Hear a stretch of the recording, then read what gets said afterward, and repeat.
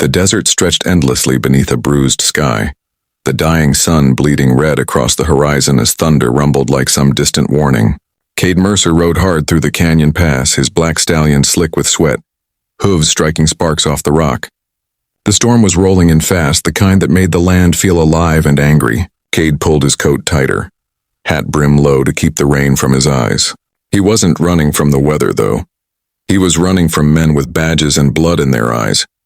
The law wanted him dead or alive, and Cade had long stopped caring which one they chose.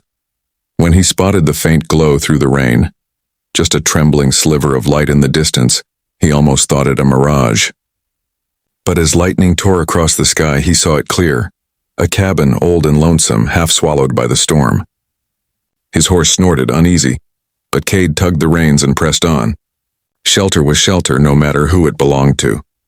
The door creaked as he pushed it open, gun drawn from habit. Inside, shadows swayed against the log walls cast by the weak fire in the hearth. The air smelled of smoke, wet earth, and something faintly floral. Lavender, maybe. Then he saw her. A young woman crouched near the fire, her hair tangled and damp, a small pistol trembling in her hands.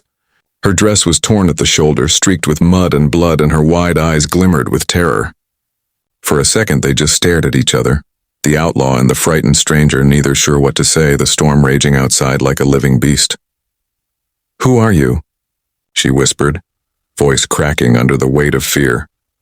"Just passing through," Cade said evenly, lowering his weapon a little. "Didn't mean to startle you, miss." She swallowed hard, glancing at the door as thunder boomed. "You can't stay here, please. You have to go."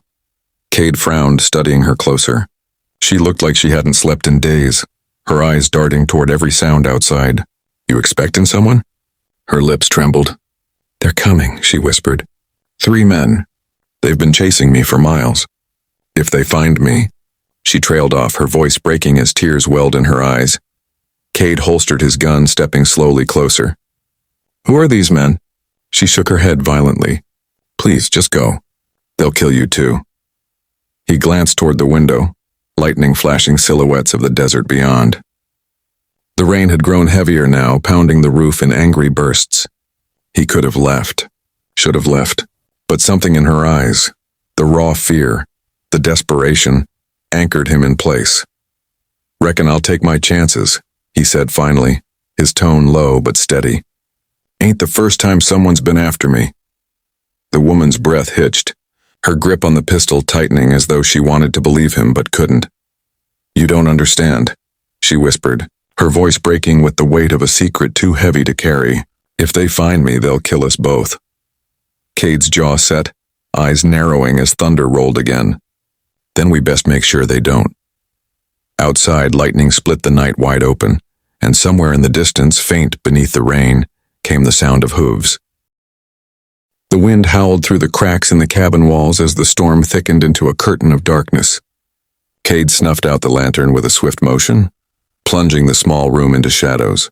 Only the flicker from the dying fire lit their faces in flashes of gold and red. Ilara huddled near the hearth, clutching the pistol that was too big for her trembling hands. Cade moved to the window, his every step silent, his eyes sharp as he peered through the rain-slick glass.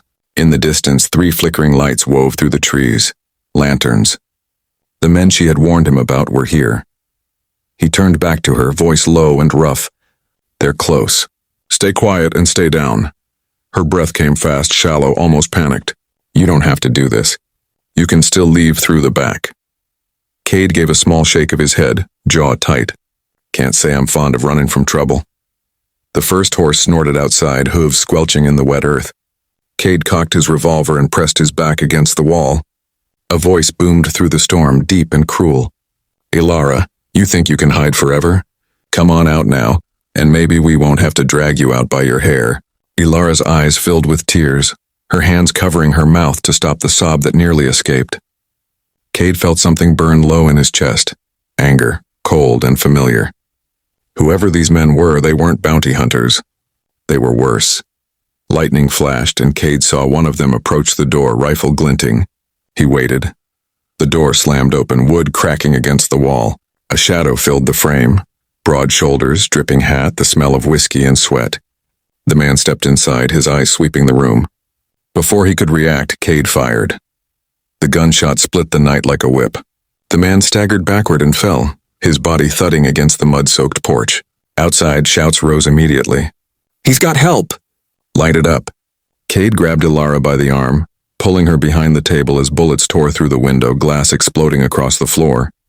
The roar of thunder mixed with gunfire, the air thick with smoke and rain. Cade returned fire through the shattered frame, moving with the calm precision of a man who had lived through too many fights to count. One by one, the attackers fell silent, the storm swallowing their screams. Then slowly the night quieted again. The only sound was the hiss of rain on the cabin roof and the harsh rhythm of Ilara's breathing. She looked up at him, face pale and streaked with dirt. "You killed them," she whispered, voice trembling with disbelief. Cade holstered his revolver, his expression unreadable. "They would have done worse to you." For a long moment neither spoke. Outside, lightning lit the horizon like a dying flame. Ilara's tears mixed with rainwater dripping through the cracks above, her eyes wide with something between fear and gratitude. Finally, Cade broke the silence, his tone softer now. "Whatever this is you're caught up in, miss. Looks like I'm part of it now." And as the storm eased into the long quiet of the desert night, Cade realized the truth. He hadn't just stumbled upon a frightened girl. He'd walked straight into a fight that might cost him everything. The morning came slow and gray, the storm long spent, leaving the desert wrapped in a damp stillness. Smoke curled lazily from the hearth, the scent of wet ash lingering in the air. Cade sat at the edge of the table, sharpening his knife in silence, the steady scrape of metal filling the quiet room. Ilara sat across from him, her small hands wrapped around a tin cup of coffee that had long gone cold. The shadows under her eyes spoke of sleepless nights and fear too long endured. Cade's gaze shifted toward her, studying her as one might a mystery carved into stone. "You gonna tell me why those men were after you?" he asked finally, his voice low and rough from disuse. For a long moment she said nothing. Her eyes stared into the embers as if trying to find courage in the fading glow. When she finally spoke, her voice was soft but steady. "They worked for a man named Calder Holt. He owns the silver mines down in Dry Creek. My father used to manage his books, until he found out Holt was cheating his workers and the government. He wrote everything down, every theft, every bribe, every lie, and when he refused to stay quiet, they killed him." Cade paused mid-motion, the knife glinting in the firelight. "And you ran," he said quietly. Ilara nodded, her fingers tightening around the cup. "I took his ledger. It's all that's left of him, and the only thing that can bring Holt down. If I can reach the marshal in Santa Fe, I can prove everything." Her voice cracked and she blinked fast, fighting the tears that burned her eyes. "But they've been hunting me since the night he died. Every town I hide in, someone spots me. Every trail I take, they follow. I can't trust anyone." Cade leaned back in his chair, his expression unreadable. He'd seen men kill for greed, but rarely for truth. He'd seen the law bend for the powerful more often than not. "That ledger," he said after a while, "you still got it?" She hesitated before reaching into her pack and pulling out a small leather-bound book. The pages were worn, the edges darkened by dust and time. Cade took it in his rough hands, flipping through rows of careful handwriting and ink-stained figures. It wasn't much to look at, but it was dangerous all the same. When he handed it back, his voice was softer. "You realize if Holt's got half the reach you say he does, Santa Fe won't be safe either." Ilara met his gaze, a spark of defiance lighting in her tired eyes. "I don't care. I have to try. My father deserves justice." Something in her words stirred an ache deep inside him, something he hadn't felt in years. He saw in her what he'd long buried: conviction, hope, the belief that the world could still be set right. Cade slipped his knife back into its sheath and stood, his shadow falling over the small room. "Then you won't ride alone," he said simply. Ilara looked up at him, startled. "Why would you help me?" He gave a faint, crooked smile, the kind that never reached his eyes. "Maybe I'm just tired of running from the wrong things." Outside, the wind carried the faint scent of rain, and somewhere beyond the horizon, the sun began to break through. Cade Mercer, the outlaw who'd lived by his own law, had just chosen a new fight, one worth dying for. The first light of dawn crept over the desert, turning the world to gold and rose. The air was cool, heavy with the scent of damp earth and mesquite after the long storm. Cade and Alara rode in silence, their horses' hooves crunching over the soft ground. The horizon stretched wide and endless before them, the promise of freedom somewhere beyond those distant hills. Cade's coat was torn, his arm bandaged from a graze taken the night before, but his eyes stayed sharp, scanning the land ahead for movement. Alara rode close behind, clutching the satchel that held her father's ledger as if it were her heartbeat. She hadn't slept since the fight, every sound in the desert making her flinch. Yet beside Cade, she felt something she hadn't felt in weeks: safety. He said little, but his presence was enough. He rode like a man who'd seen too much death to fear it anymore. The quiet didn't last. From the west came the faint echo of hooves, fast, many closing in. Cade's head snapped up, his instincts honed sharp as a blade. "They found us," he muttered, pulling his revolver free. Alara turned, her face pale as she saw dust rising on the horizon. Calderholt's men, relentless and armed. "Ride!" Cade barked, spurring his horse forward. Alara followed, clutching the reins as her mare galloped beside his stallion.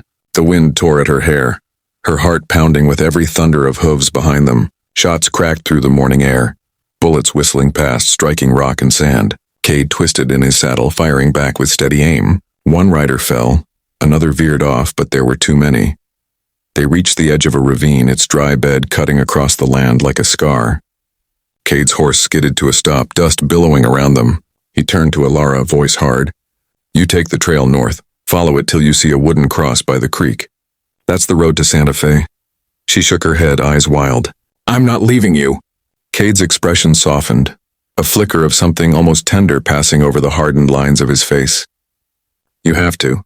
What you're carrying, it's bigger than me. You finish this."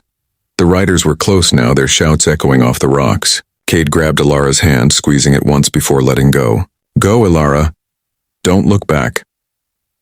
She hesitated for a heartbeat that felt like eternity, then kicked her horse into motion, tears streaking her cheeks as she rode toward the rising sun. Cade turned his horse to face the oncoming dust cloud, revolver steady in his hand. He didn't run. He never did. The fight was fierce and short. Gunfire echoed across the canyon, the sound swallowed by the morning wind. When the last echo faded, the desert fell silent again. By the time Alara reached the ridge and dared to look back, the smoke had thinned, and only the wind moved through the valley. She pressed the satchel to her chest, her tears falling freely. He had given her his chance at redemption, and she would not waste it. As she rode on toward Santa Fe, the sun climbed higher, burning the storm's memory from the land. Somewhere behind her lay the outlaw who had saved her life and taught her courage, and in his final stand, Cade Mercer had found the peace he never knew he was searching for.